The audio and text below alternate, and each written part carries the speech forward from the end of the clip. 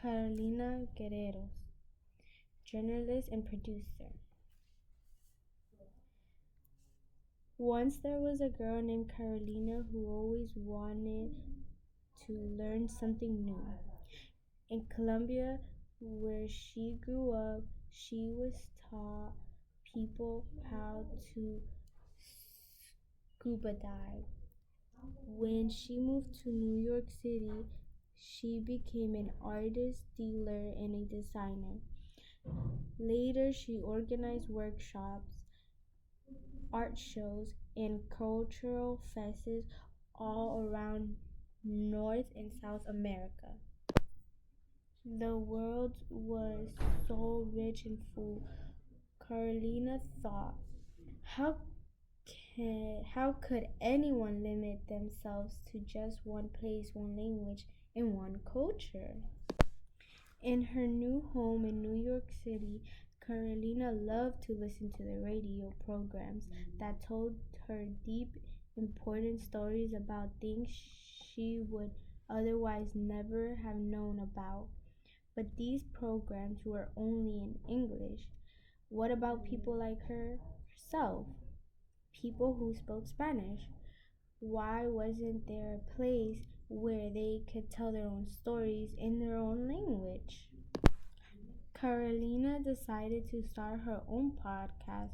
Radio Ambulante would be a storytelling podcast by and for Spanish speakers. Once a week, the podcast would introduce listeners to firefighters in Peru, or punk rock in Mexico, or astronomer in Argentina, or soccer stars in Brazil. Carolina became the CEO, the person responsible for making sure Radio Ambulante grew and thrived as a business. The first show was shared in 2011, and today millions of people around the world listen in every week with Radio Ambulante. Carolina brings people together through the power of storytelling. All right, good morning. Good morning. And what is your name? My name is Lindsay Bermudez.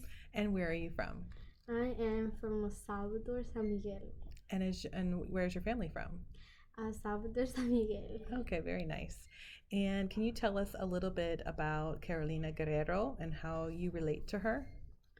I think I relate to Carolina Guerrero because there was a point where when I came to the States, there wasn't any things for us Spanish users. There was only things in English, which was kind of taking away from also other cultures or other people who wanted to learn about other cultures.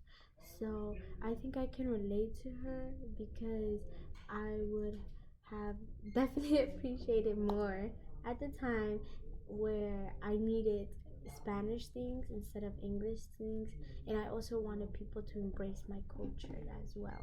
Okay.